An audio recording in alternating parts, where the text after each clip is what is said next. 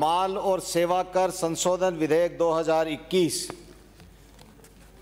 इसको पास करने के लिए माननीय मंत्री महोदय ने पेश किया है और जैसा कि विदित है, जीएसटी काउंसिल ने जो अमेंडमेंट किया, जो पेश किया, उसी को अन्य राज्यों में भी भेजा गया, उसी तर्ज पर राजस्थान में भी भेजा गया। बिल को तो पास होगा ही होगा, क्योंकि बहुमत के आधार पर सारे बिल ही जो आप चाहते हैं वो होते ही हैं।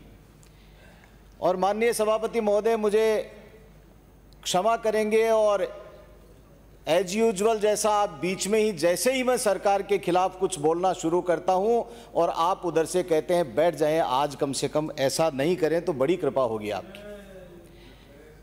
माननीय मंत्री महोदय, एक लेमैन की भाषा में मैं आपसे ये पूछना चाहता हूं कि सब कुछ जीएसटी के दायरे में आ गया और आपने वादा किया था कि ये जीएसटी के दायरे में पेट्रोल और डीजल लाएंगे, और इसी के ऊपर सबसे ज्यादा आप लोग सवाल उठाते हैं। हम क्षेत्र में जाते हैं, जनता भी हमसे पूछती है, और तब आप केंद्र के ऊपर इसको ढोल देते हैं। और आप जब अपने भाषण में जवाब देंगे, जब कहेंगे कि अविनेश महर्षि ने कुछ बोला ही नहीं, इसलिए इसका तो जवाब क्या दें। लेकिन मैं आपसे यह निवेदन करना चाहता हूं, इस बात का जरूर जवाब दें कि हरियाणा के अंदर और दिल्ली के अंदर राजस्थान से डीजल और पेट्रोल क्यों सस्ता है?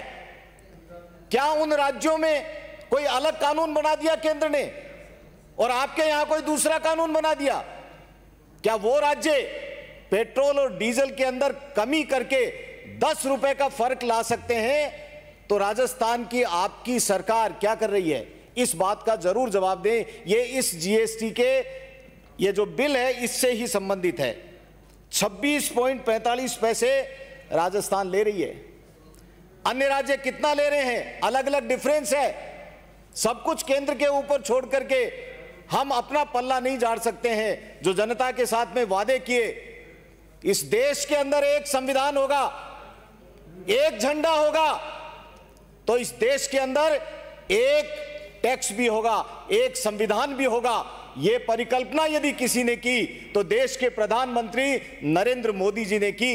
इसलिए हम लोग कहना चाहते हैं, आपने इसको बहुत पता नहीं क्या क्या नाम दिए, गब्बर सिंह टैक्स और क्या क्या टैक्स, लेकिन यह देश को एक टैक्स है जिसके अंदर कई तरह की जो टैक्सेशन की प्रणाली थी उसके अंदर सारी खामियों को दूर करते हुए जब इसको लेकर के आए तो ये सारा का सारा बहुत अच्छी तरीके से एक व्यवस्थित रूप के अंदर टैक्स की प्रणाली लागू हुई है।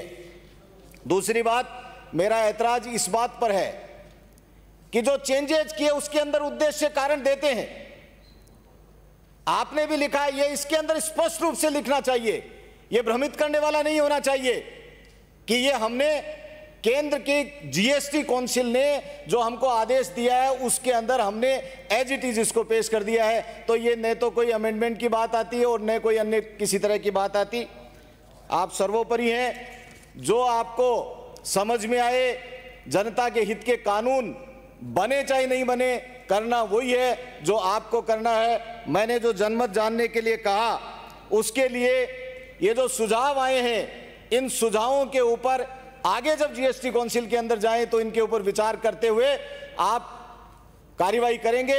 इसी बात के साथ में मैं मेरी वाणी को विराम देता हूं। धन्यवाद। जय हिंद, जय भारत। श्री बाबूलाल जाडोल।